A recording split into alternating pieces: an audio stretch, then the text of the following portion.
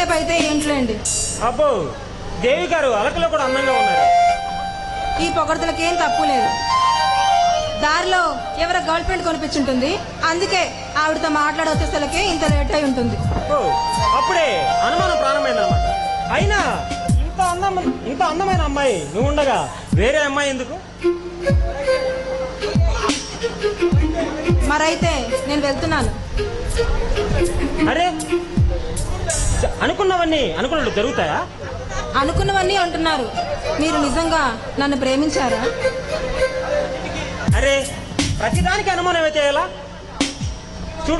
చూడు దేవి, అభిమానిగా నా పక్కన చేరి నన్నే నీ అభిమానిగా చేర్చుకున్న నీ పట్టుదల ఫ్యాంటాస్టిక్. అదేగా నీ అలుసు. చూడు రాజా, నేను ఏ విషయమైనా చాలా ఫ్రాంక్ గా మాట్లాడతాను. నిన్ను మొదటిసారి టీవీలో చూసినప్పుడే నీ ప్రేమలో పడ్డాను. నిన్ను నా వాణ్ణి చేసుకుందాం అనుకున్నాను, చేసుకున్నాను. నాది అన్నదాన్ని ఎవరైనా చూసినా తాకినా నాకు ఒళ్ళు మంట. చూడు దేవి, ప్రతి మనిషి మనస్తత్వం అలానే ఉంటుంది, కానీ పరిస్థితులను బట్టి మనం నడుచుకోవాలి. అంటే చూడు దేవి, నేను స్టేజిపై పాటలు పాడుకోవడం నా హాబీ. అలాంటిది నన్ను చూసి ఎంతో మంది ఇష్టపడొచ్చు. నీలాగే వాళ్ళు కూడా నాతో మాట్లాడవచ్చు, ముట్టుకొనవచ్చు. మరి వారి విషయంలో రాజా, ఎస్ దేవి, ప్రతి మనిషిని మనం ఏ ఉద్దేశంతో చూస్తామో ఆ వ్యక్తి అలానే కనిపిస్తారు. చూసే విధానాల్లో తేడాలు ఉండొచ్చు, కానీ మనిషి ప్రవర్తన బట్టి కాదు. అనుమానం మనిషికి ఉండడం సహజమే, కానీ దాన్ని నమ్మకం అనే ఆయుధంతో ఎదుర్కోవాలి. అంతేగాని ప్రతి చిన్న విషయాన్ని భూతద్దంలో వేసి చూడడం మంచి వాళ్ళ లక్షణం కాదు. Sorry Raja, I'm very very sorry. సాధారణంగా ఆడవారిలో ఉండే సహజ గుణాలే నీలో ఉన్నాయి, దానికి నీ తప్పేం లేదులే. Keep it up. ఇప్పుడు మీరు నాకు నిజమైన హీరోలా కనిపిస్తారు. కొందరు కొన్నిట్లో మాత్రమే ప్రావణ్యులు, కానీ మీరు అన్నిట్లో అగ్రగణ్యులే. మరీ నన్ను పొగిడేస్తున్నావు. ఏం రాజా? అవును రాజా, నాలో ఉన్న పెంకితనాన్ని నీ మాటల నిగూఢ అర్థంతో నా పెంకితనాన్ని తుడిచేసావు. ఇప్పుడు నేను పరిపూర్ణమైన స్త్రీని. ఐ లవ్ యూ రాజా. రేపటి నుండి నేను నీకు కనిపించనేమో. ఎందుకని? మా అన్నా వదిన దగ్గర నుంచి నాకు ఇంతవరకు ఒక ఉత్తరం కూడా రాలేదు. నేను రాసిన 2 లెటర్లకి సమాధానం కూడా లేదు. అసలు ఏం కారణమో తెలియటం లేదు. ఎప్పుడు ఇంత ఆలస్యం జరగలేదు దేవి. మీ అన్నయ్య గారు ఏం చేస్తూ ఉంటారు? మా అన్నయ్య బొబ్బిలిలో పబ్లిక్ లాయర్ గా పనిచేస్తున్నాడు. మా అన్నయ్యకు నేనంటే ప్రాణం. అలాగే మా అన్నయ్య అంటే నాకు దైవంతో సమానం. చిన్నతనంలోనే మా అమ్మా నాన్న చనిపోతే మా అన్నయ్యే నన్ను పెంచి పెద్దవాడిని చేశాడు. మా అన్నయ్య సిద్ధాంతాలు వేరు, దేనికి కూడా రాజీ పడిన మనస్తత్వం. అందుకే నన్ను మంచి స్థితిలో ఉంచాలని ఆయన ఎంతో ఆశపడ్డాడు. కానీ నాకేమో ఈ పాటలంటే, ఈ సంగీతం అంటే ప్రాణం. అది తెలుసుకున్న మా అన్నయ్య ఇప్పుడున్న నా స్థితికి చేర్చిన మహనీయుడు మా అన్నయ్య. అందుకే చాలా రోజులైంది మా అన్నయ్యని చూసి. అందుకే బొబ్బిలి వెళ్ళి 2 రోజులు ఉండి మా వదిన చేతి వంట తిని మా అన్నయ్యకు మన ప్రేమ విషయం చెప్పి తాలిబొట్టుతో సహా నీ ముందుంటాను. సరేనా? మరి ఇంకెన్నాళ్ళకి మీ పునర్జన్మ? జస్ట్ 1 వీక్, వారం రోజులు అంతే. అమ్మో, వారం రోజుల? అరే, వారం రోజులు అంటే ఎన్ని రోజులు గడిచినట్టున్నావు? Just 7 days.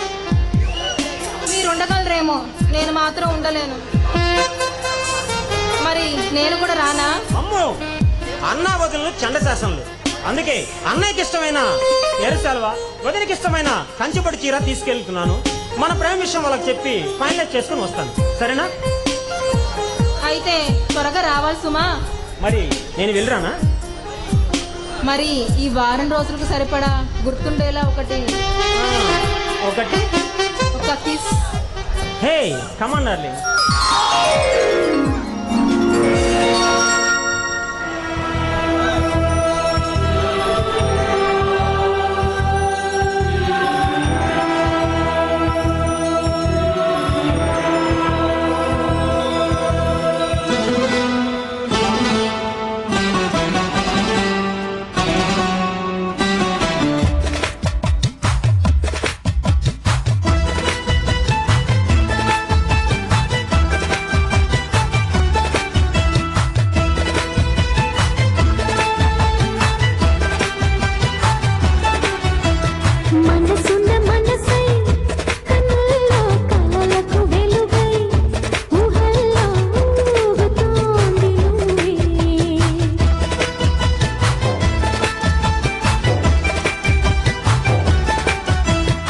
తరగని వరమై ఎదల్లో సరిగమ స్వరమై పెదాల్లో పాడుతోంది నువ్వే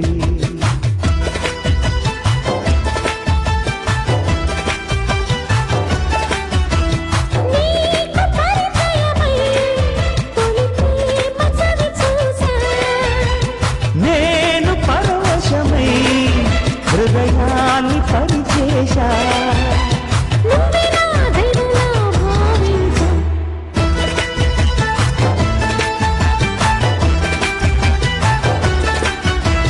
మనసున్న మనసై కన్నుల్లో కలలకు వెలుగై ఊహల్లో ఊగుతోంది నువ్వే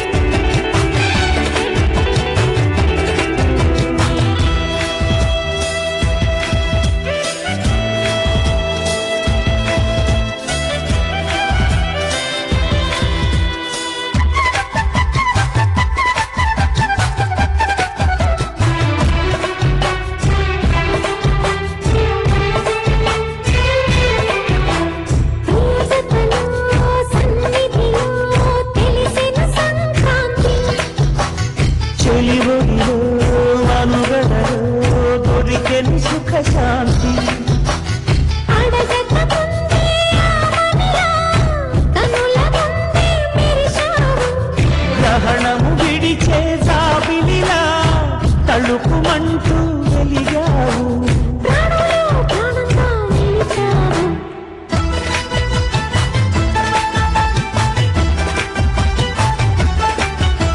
మనసున్న మనసై కన్నుల్లో కలలకు వెలుగై ఊహల్లో ఊగుతోంది నువ్వే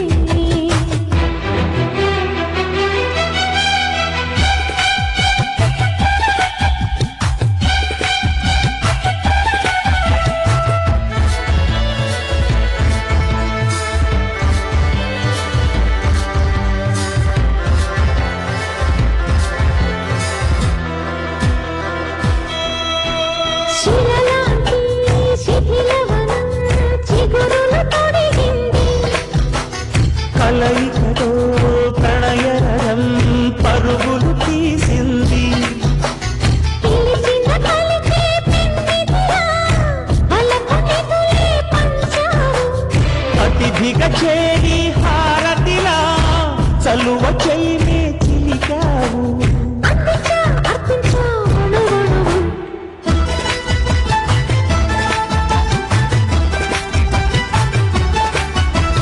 మనసున మనసై కన్నుల్లో కలలకు వెలుగై ఊహల్లో